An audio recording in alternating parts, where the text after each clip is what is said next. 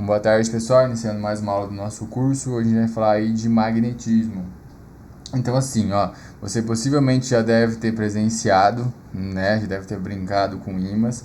E assim, quem nunca colou um ímã na geladeira, né? Ele fica preso. Para ele ficar preso, é necessário que tenha alguma força. Então, ó, se você pega dois ímãs e você começa a girar eles, ora você vê que tem atração, ora você vê que tem repulsão. Hoje, depois de tudo que a gente já falou, então a gente já conhece ali campo elétrico, já conhece potencial, já conhece a força elétrica, então é mais uma, então não tem nada de nossa, que absurdo, né? Só que agora imagina você, nunca tenha visto nada disso, né? Aí você vê do nada um metal se movimentando, sendo puxado por outro, você fala, meu Deus do céu, isso é feitiço, isso é coisa do além. Então, a gente tem que é uma força à distância, então, do que ela depende, por que ela tá ali, né? Se a gente não soubesse como funciona o magnetismo, você ia falar que, sei lá, é sobrenatural, né? Então, é alguma coisa que é no mínimo intrigante, né? O magnetismo é no mínimo intrigante. Porque, assim, a eletricidade, ali aquele começo que a gente falou, da força elétrica, das carguinhas, beleza, né? A gente falou, só que você não vai pegar, vou pegar um próton aqui, um elétron, vou aproximar, tô vendo a atração deles. Não dá, né? Agora o magnetismo não, o magnetismo ele é mais visível, né? Ele é mais prático, então dá para entender um pouco mais fácil aí do que a eletricidade, ali, o comecinho dela. Mas vamos lá então, ó. Muda aí o título, ó, a gente vai entrar no magnetismo.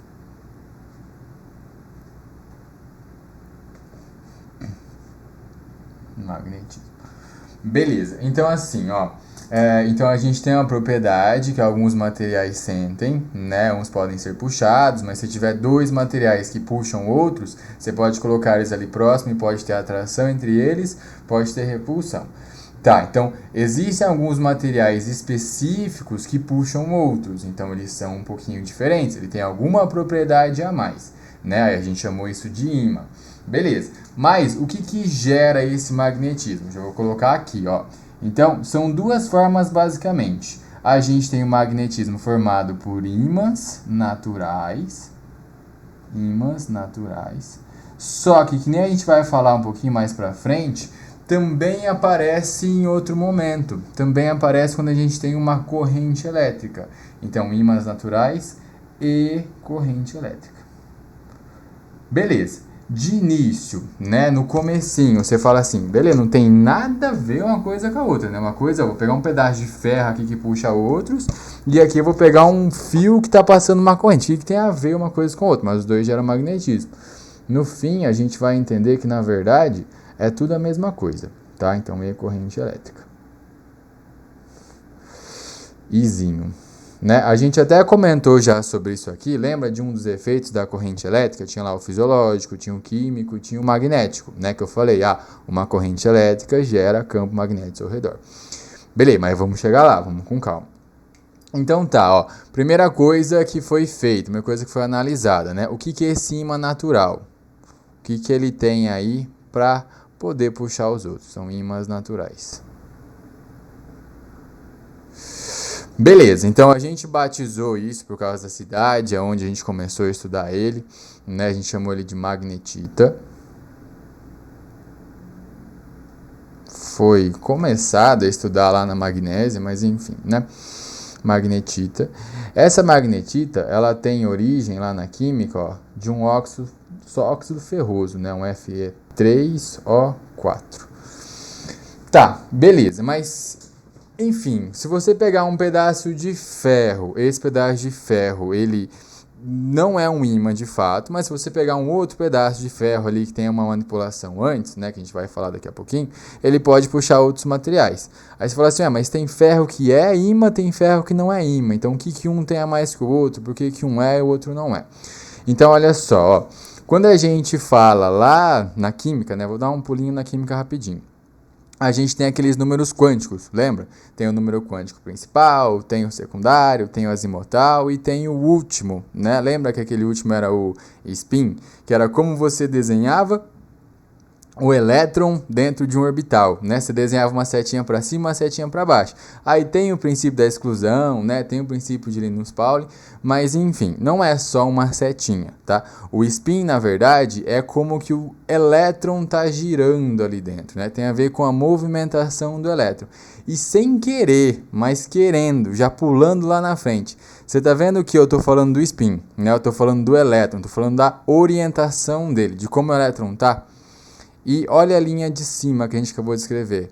Eu não falei, ímãs naturais e corrente elétrica? O que era a corrente elétrica? A corrente elétrica tem a ver com elétron, né? Mas um elétron se movimentando. Então, na verdade, é o elétron se movimentando, é o movimento ordenado desse elétron que faz aparecer esse campo magnético. Né, que nada mais é do que uma outra maneira de entender o campo elétrico. Ele tem ali uma origem comum, né? Mas enfim, vamos lá. O que a gente vai fazer? Então, eu vou pegar aqui um pedaço de ferro. Pode ser de qualquer maneira, não precisa ser em barra, tá? Na verdade, eu vou pegar dois pedacinhos de ferro. Beleza. Agora, olha só. Eu vou analisar ele microscopicamente, mas eu vou dar uma exagerada no desenho para que você entenda com mais facilidade. Se eu pegar qualquer pedaço de ferro, pode ser uma moeda, pode ser um prego, pode ser, sei lá, qualquer pedaço de ferro que não seja um ímã. Ele tem elétrons, ele tem estrutura, ele tem seus spins, né? Só que nesse caso, os spins dele não estão ordenados. Eles têm uma orientação ali, que está de qualquer maneira. Então, esse cara aqui, ele tem elétron, tem ligação, só que esse pedaço de ferro, ele não é um ímã, ele não puxa os outros. Por quê? Porque os spins dele, a orientação magnética, né, que tem a ver com os spins, não está alinhada. Agora, se eu pegar um outro pedaço de ferro que tem essa orientação, que eles apontam numa direção, agora esse cara aqui, esse cara tem a propriedade magnética, esse cara aqui gera um campo ao seu redor. Beleza? Então esse cara aqui, não é um ímã, e esse cara aqui é um ímã. E assim, essa aqui é a parte mais importante, né? Entender isso daqui, porque todo o resto vem disso. Então, daqui a pouco eu vou cortar ele no meio, daqui a pouco eu vou falar do princípio da atração, da repulsão. Mas tudo vem exatamente isso daqui. Então, quando a gente fala de um cara que é um ímã, ele é um ímã por quê? Porque ele tem uma orientação eletrônica ali dentro. Ele tem os spins alinhados. Esses spins alinhados, você pode chamar de domínio magnético.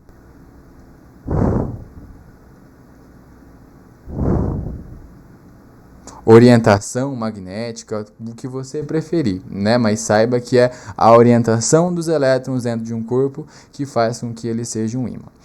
E, de novo, né? Daqui a pouco a gente vai falar assim, como que eu faço um cara virar um ímã? Porque tem como. Tem como que eu faço um ímã deixar de ser um ímã? Porque também tem como. Mas tudo tem a ver com a definição. Lembra? Entende o conceito que as consequências vêm de graça. Todo o restante vem de graça. Então, para um cara ser um ímã, é necessário que os spins estejam alinhados. E daí falando também, né? Aonde que esses elétrons têm mais movimentação, aonde que ele consegue se alinhar com mais facilidade. Porque tenta fazer uma borracha virar um ímã, e depois tenta fazer um pedaço de ferro virar um ímã. Faz diferença? Total. Por quê? Porque na borracha ele não tem essa liberdade, né? Você não consegue fazer, vamos ordenar ele ficar dessa forma.